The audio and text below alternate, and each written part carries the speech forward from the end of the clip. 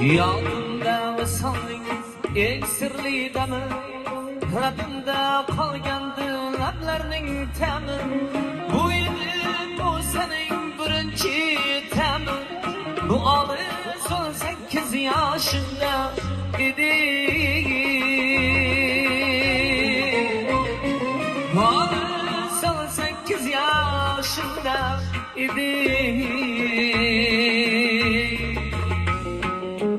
18 yoshdaman, yillar o'tsa ham, yoshim 90 hatta 100dan o'tsa ham, aytinglar dunyodan karim o'tsa ham, bu olis 18 yoshida edi.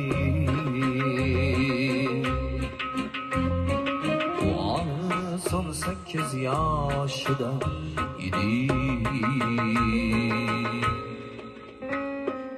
Bir bahor bo'lgandi beqaror edi, dilga ishq to'lgandi beqaror edi, bir go'zal kulgandi beg'ubor edi.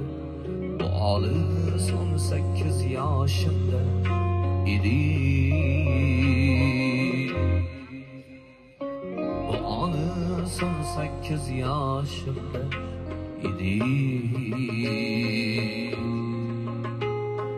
Bu olis 18 yoshimda edi.